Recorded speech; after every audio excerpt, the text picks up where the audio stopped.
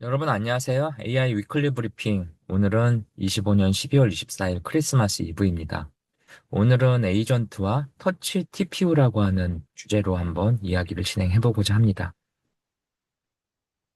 올해 가장 많이 화두가 됐던 게 바로 에이전트라고 하는 것들이 가장 많이 화두가 됐는데요. 지난주에 엔스로픽에서 에이전트 개발 가이드에 관련된 문서를 공유를 했습니다. 지금 여기 보시면 엔스로픽닷컴 사이트에 엔지니어링, 그다음에 빌딩 이펙티브 에이전트라고 하는 문서가 공개가 됐는데요. 이 문서 내용에는 굉장히 다양한 에이전트 개발에 대한 꿀팁들이 들어 있습니다. 그래서 에이전트를 구축하기 위해서 단순함부터 자율성까지 어떻게 이런 거를 할 수 있는지 그런 내용들이 자세히 나와 있습니다. 가장 성공적인 구현은 복잡한 프레임워크를 처음부터 고려하지 말고 내가 하고자 하는 거를 가장 간단한 패턴으로 만들어야 된다. 이렇게 만들어서 이런 것들을 단계별로 기능들을 추가하면서 점진적으로 개발해야 된다. 이게 이제 이 엔스로픽 에이전트 개발 가이드의 핵심 내용입니다. 그래서 내가 원하는 거를 굉장히 단순해서 기본적인 걸 작동시키고 거기에다가 점점점 기능들을 복잡하게 살을 붙이면서 단계적, 순차적으로 개발하는 게 매우 중요하다라는 거죠. 그래서 프롬프트 체이닝 같은 걸 이용해서 단순 워크플로우를 개발하고 이걸 이용해서 작업을 순차적으로 단계적으로 나누어서 정확도를 높이는 작업을 해나가면서 여기에다가 다양한 도구도 붙이고 메모리도 붙이고 검색 같은 기능들도 붙이면서 확장시키는 형태, 이거를 점진적 구축 패턴이라고 부릅니다. 그래서 이러한 점진적 구축 패턴을 통해서 이 고급 워크플로우 단계로 개선시켜야 된다. 그래서 오케스트레이션은 LLM을 중간에 두고 여기에 다양한 기능들을 분리시키면서 멀티 에이전트 형태로 이렇게 좀 기능 구현을 점진적으로 해야 된다. 그래서 이런 걸 이용해서 최종적인 자율 에이전트를 만들어야 된다.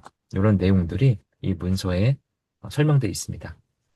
이 성공적인 AI 에이전트를 개발하기 위해서는 이런 부분들이 있는데 처음부터 너무 많은 걸 고려하면 이게 꼬여가지고 아무것도 제대로 작동하는 게 없습니다. 복잡도만 올라간다는 거죠. 그래서 핵심은 처음부터 정교한 시스템을 만드는 게 아니라 핵심적인 기능, 가장 기본적인 기능을 바탕으로 단순한 조합 가능한 패턴을 사용해야 된다가 핵심입니다. 그래서 우리가 뭔가를 만들 때 처음부터 너무 복잡하게 하지 말고 최대한 단순화시켜서 이런 것들을 실용적인 패턴으로 만들어야 된다는 거고요. 우리 에이전트라고 하는 거는 이제 AI가 다 한다 컨셉인데 사실 기존에 우리가 이런 업무 자동할 때 가장 많이 썼던 게 워크플로우라는 컨셉이 있습니다. 이 일을 처리하는 방식이죠. 이 일을 처리하는 방식인데 뭐 가장 대표적인 게 NAN 같은 워크플로우 도구가 있잖아요. 이런 NAN이나 또는 기존의 RPA라고 불렸던 이런 워크플로우 도구들이 있는데 이런 것들을 기반으로 업무를 단순하게 좀 정의해서 이런 것들을 이용해서 예측 가능성과 일관성을 유지하는 게 매우 중요하다. 그래서 이런 것들이 어느 정도 되면 이런 것들을 LLM을 이용해서 능동적인 프로세스 형태로 개선시키는 유연성과 자율성을 부여하는 이런 형태의 개선이 필요한 거죠. 기존에 우리가 그 LLM을 사용해서 어떤 거를 할 때 LLM의 기능을 확장시키기 위해서 리트리브라는 검색 증강하는 방법도 만들었고, 다양한 도구를 가지고 확장시키는 거, 그 다음에 LLM은 이 컨텍스트 사이즈 용량의 제한에 걸려서 이 대화가 길어지면 메모리가 이전 대화 내용을 잊어버리는 일이 발생하죠. 그래서 이러한 메모리 관리 기법들이 에이전트 개발에 굉장히 중요시 됐습니다. 프롬프트 체이닝이라고 하는 게 있는데요. 프롬프트 체이닝은 뭐냐면 어떤 대화를 LLM을 통해서 결과를 뽑아내면 이 나온 결과를 갖다가 다시 가공해서 다음번 LLM에 또 넣는 것. 즉, 프롬프트가 체이닝. 이게 프롬프트가 이렇게 체인으로 연결되는 것처럼 연결되는 컨셉인 거죠. 그래서 이러한 프롬프트 체이닝 기법이 사실 AI 에이전트 개발할 때 굉장히 많이 쓰이는데요. 특히 뭐 예를 들어서 마케팅 문구를 생성한 다음에 언어를 번역하고 이거 번역한 걸 가지고 또 어디에 게시하고 그걸 가지고 또 뭘 하고 이런 프로세스에 따라서 다양한 목표 진행하는 것들이 필요합니다. 이 워크플로우 개발할 때 또 하나 중요한 게 라우팅이라고 하는 게 있는데 어떤 입력이 되면 이거는 도대체 어느 용도일까? A 용도일까? B 용도일까? C 용도일까를 분리해서 라우팅해서 각각의 라우팅에 적합한 LLM 모델로 에이전트를 실행하는 방법. 이게 라우팅입니다. 11월 달에 그 GPT 5.1이라는 게 출시되면서 이 라우팅 기능이 이제 일반 AI 서비스에 본격적으로 탑재가 됐는데요. 예를 들어 GPT 같은 경우에 간단한 질문 같은 경우에 단순히 그 확률로 계산하는 LLM을 통해서 빨리 답변을 유도하게 하는 것도 있고요. 복잡한 질문 같은 경우에 싱킹하는 기능을 이용해서 복잡한 단계를 처리하는 것, 이런 거 분리하는 것도 일종의 라우팅이죠. 그래서 이러한 워크플로우를 어떻게 해서 처리할 건지 라우팅하는 것들도 있고요. 그 다음에 이제 워크플로우 처리할 때 병렬화라는 컨셉도 있습니다. 이건 뭐냐면 어떤 데이터를 처리하면 이거를 동시다발로 하는 거죠. 일을 나눠서 동시에 여러 개의 LLM이 협업을 하고 협업한 거를 다시 어그리게이트 합치는 거죠. 합쳐서 최종 결과물을 만들어내는 건데요. 여기에서는 이제 분할을 어떻게 할 거냐, 이 분할된 것들을 병렬로 어떻게 속도를 끌어올려 처리할 거냐, 그 다음에 동일한 작업을 여러 번 실행해 다양한 결과물을 얻고 신뢰도를 높이는 보팅이라는 기법도 있습니다. 이런 것들을 이용해서 에이전트에 관련된 내용들의 성능을 좀 끌어올릴 수 있는 거고요. 그 다음에 이제 오케스트레이터라고 하는 컨셉도 있습니다. 그 엔스로피 문서에 보면 오케스트레이터는 뭐냐면 어떤 데이터에 입력이 되면 LLM이 이거를 누구한테 일을 시킬지 분할시키는 거라고 보시면 됩니다. 보통 우리가 회사에서 일을 할 때 어떤 데이터가 들어오면 보통 팀장들이 팀원들한테 업무를 이렇게 분할시킵니다. 이 업무는 A 직원한테 시키고 이 업무는 B 직원한테 시키고 이런 컨셉이 바로 오케스트레이션 워커라는 개념입니다. 그 다음에 이제 그 엔솔픽의 이 효율적인 에이전트 개발 문서에 의하면 워크플로우 다섯 번째로 평가자 최적화라는 개념이 소개되어 있습니다. 이벨리에이트가 옵티마이저인데요. 어떤 입력이 있다면 LLM 가지고 이거를 한 다음에 평가하는 AI가 따로 있는 거죠. 그걸 평가한 걸 가지고 다시 LLM이 생성하고 이 평가를 통과하게 되면 최종적인 결과물을 만들어내는 컨셉입니다. 그래서 AI가 만들어내는 결과물이 신뢰할 수 있는가? AI가 이제 가장 치명적인 문제가 할루시에이션이잖아요. 할루시에이션을 어떻게 잡을까? 기존에 이제 할루시에이션 잡는 방법 중에 가장 회사에서 많이 쓰는 것 중에 하나가 레그 같은 걸 많이 쓰는데요. 이 벡터 기반의 레그는 사실 할루시에이션 비율이 굉장히 높습니다. 그래서 이런 걸 어떻게 줄일 수 있을까? 그래서 이제 나온 기법이 그래픽 레그라고 하는 기법이 있는데 얘는 이 벡터 임베딩 한 거를 그래픽 레그라고 하는 컨셉으로 벡터 사이의 관계를 LLM으로 한 번 더 정리하는 거죠. 그래픽 형태로. 그러면 사실은 훨씬 더 정교하게 AI를 활용할 수 있는 거죠. 최근에는 시멘틱 AI라고 해서 시멘틱 레그라고 해서 시멘틱 개념을 아예 넣는 거예요. ODF나 뭐 이런 컨셉을 넣어서 넣고 그래픽 DB 넣고 벡터 DB까지 넣으면 이 답변의 퀄리티가 완전히 달라지죠. 이런 컨셉에다가 아예 밖에다가 이밸루에이션을 하나 더 넣는 겁니다. 외부에서 이게 정답인지 아닌지 평가하는 AI를 넣어서 얘가 피드백을 줘서 그 평가가 잘못되면 다시 정상으로 할 수 있게 하는 컨셉. 그래서 이러한 좀 할루시에이션이나 신뢰도를 높이기 위한 다양한 기법들, 그 중에서 이제 이밸루에이터 옵티마이저라는 컨셉도 있습니다. 우리가 신뢰할 수 있는 시스템을 만드는 게 아키텍처의 핵심인데요. 이런 걸 하기 위해서 처음부터 너무 복잡하게 설계하면 안 돼서 직관적인 단순성을 잘 쌓아올려서 이런 걸 기반으로 복잡한 설계로 가게 한다. 보통 이런 것들을 얘기할 때 클라우드에서 아주 큰 대규모 시스템을 설계할 때도 마찬가지인데 마이크로 서비스 아키텍처라는 컨셉이 있습니다. 아주 큰 넷플릭스 같은 또는 아주 큰 아마존 서비스 같은 걸 한 방에 만들 수 없으니 얘를 기능 명세로 잘게 잘게 나눠서 작은 서비스들을 잘 엮어서 아주 큰 서비스를 만든다는 컨셉. 이게 에이전트 개발에서도 역시 마찬가지로 유지된다는 거고요. 그 다음에 이제 실행의 투명성, 에이전트를 할 때 계획 단계를 명시적으로 보여주고 디버깅과 신뢰도를 높일 수 있는 이 실행의 투명성, 그 다음에 이제 이런 MSA 아키텍처, 즉 잘게 잘게 만든 것들을 갖다가 원활하게 작동하게 하기 위해서는 인터페이스가 굉장히 정교해야 되는 거죠. 그래서 이러한 것들이 이제 이 문서에 자세하게 소개되어 있습니다. 두 번째 주제는 이제 AI 칩 전쟁이라고 해서 구글 TPU, 그 다음에 엔비디아 GPU가 요즘에 이제 이렇게 서로 경쟁하고 있는데요. 이 구글 TPU와 엔비디아 GPU에 엔비디아가 지금 그 시장에서 굉장히 강력한 힘을 발휘하는 이유가 이 엔비디아 GPU에 쿠다라고 하는 명령어 셋이 있습니다. 쿠다 명령어 셋 때문에 사실은 이 독보적인 하드웨어 리더 자유를 확보하고 있다고 보시면 됩니다.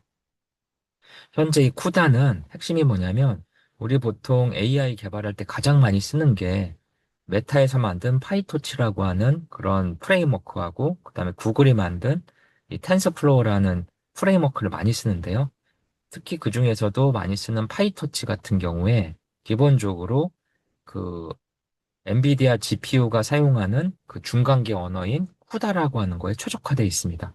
그래서 이 파이토치가 이제 프레임워크라면 실제 GPU하고 그 파이토치 사이에 이, 이 하드웨어를 제어해주는 중간계 언어가 있는데 그게 바로 엔비디아가 만든 쿠다입니다. 근데 이 쿠다가 이제 굉장히 효율이 좋아서 엔비디아 칩에 최적화되는 거죠. 파이터치가. 그래서 파이터치에서 제공하는 다양한 이 AI 관련된 기능들이 있는데요. 그 기능들이 대부분 이 쿠다를 이용해서 엔비디아의 그래픽 카드를 제어할 수 있도록 중간에 설계되어 있습니다. 그래서 이 쿠다 생태계가 굉장히 강력해서 파이터치에다가 엔비디아 조합을 딱 해주는 순간 굉장히 효과적으로 바뀐다는 거죠. 그래서 이 엔비디아 GPU를 파는 가장 큰 이유 중에 하나가 바로 이 강력한 쿠다 생태계가 있기 때문에 그렇습니다. 그런데 구글이 TPU라는 걸 만들면서 이 텐서플로우는 자기네가 만드니까 TPU에다 텐서플로우는 최적화를 시키는데 이 메타가 만든 파이토치는 자기네가 만들지 않았거든요.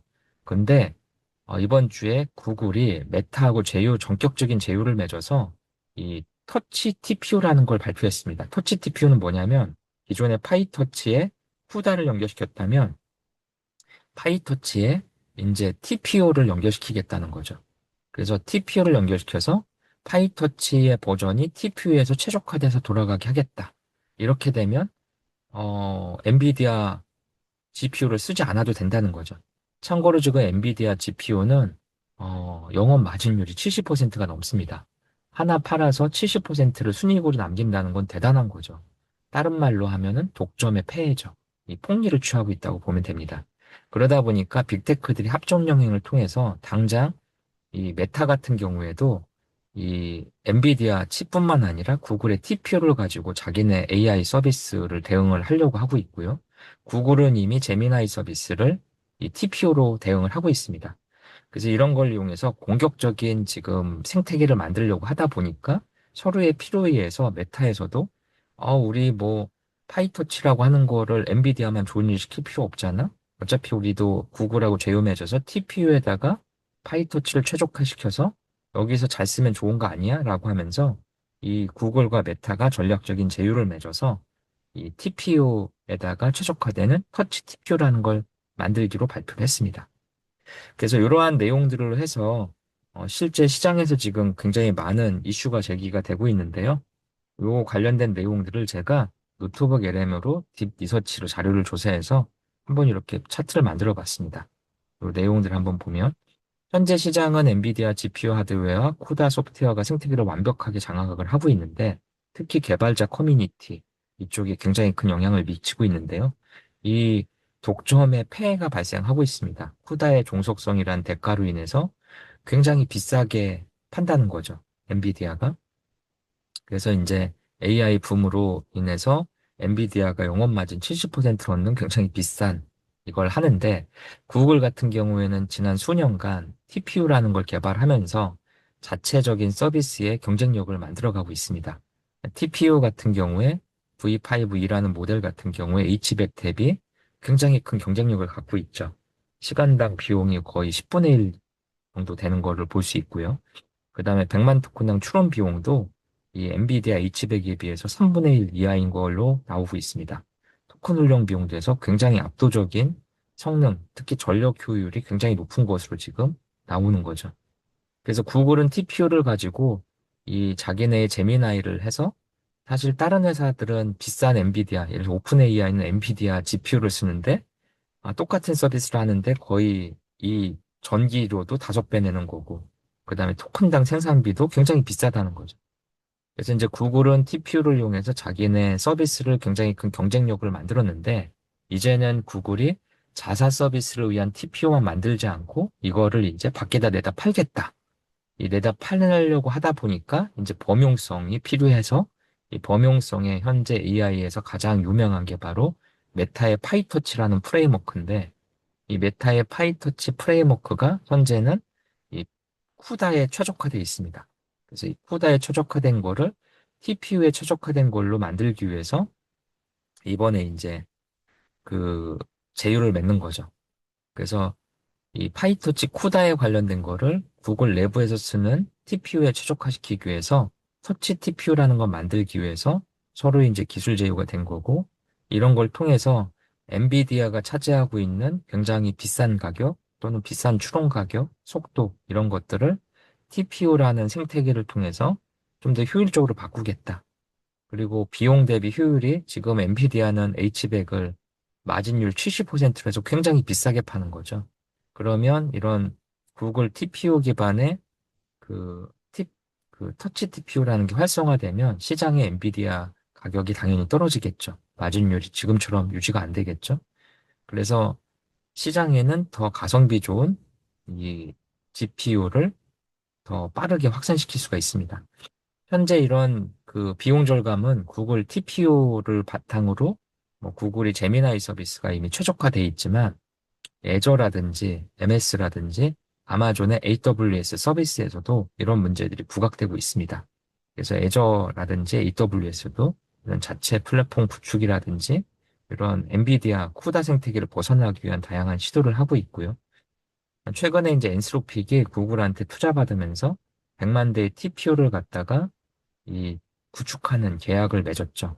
그래서 100만 대 그 구글이 계약을 맺었고, 메타에서도 이 수십억 달러 규모의 그 구글의 TPU를 구매하는 그런 협상을 하는 중간에 메타하고 같이 아예 그냥 TPU에 최적화된 터치 TPU라는 걸 만들겠다라고 이번에 발표를 한 겁니다. 그래서 지금 구글 터치 TPU로 검색하면 구글에서는 이 터치 TPU 개발 엔지니어들을 뽑는 공고문들을 이렇게 지금 올리고 있고요. 이제 차세대 칩들에서 가장 중요한 거는 이런 생태계를 어떻게 만들 거냐, 이 생태계에서 어떻게 전성비나 가성비를 만들 거냐.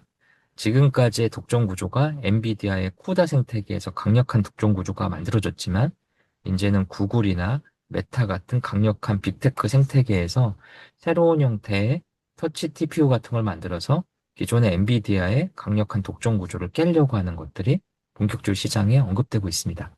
그래서 26년도에는 이런 터치 TPU를 기반으로 한 다양한 플랫폼들이 엔비디아 GPU 이외에도 등장할 것으로 예상하고 있고요. 이 생태계에는 뭐 엔비디아가 여전히 강력한 생태계를 유지하겠지만, 이제는 구글, 그 다음에 아마존, 그리고 마이크로소프트, 그리고 중국의 화웨이, 알리바바 같은 회사들이 이 생태계에 개입을 하면서 내년, 내후년도 되면 이제는 GPU에 관련된 옵션이 굉장히 넓어질 걸로 생각이 되고요. 이런 GPU를 구하기 쉽고 가격이 떨어진다면 AI 에이전트가 기업에 확산되는 속도는 더더욱 빨라질 것으로 예상하고 있습니다. 그래서 오늘 주제에 대해서는 이러한 그 AI GPU에 관련된 생태계의 큰 변화, 그리고 방금 전에 말씀드렸던 엔스로픽에서 어떻게 에이전트를 효율적으로 개발할 수 있는지에 대한 그런 가이드에 대한 내용들을 말씀드렸습니다. 이번 주, 오늘이 크리스마스 이브인데요. 가족과 함께 즐거운 성탄절 보내시고요.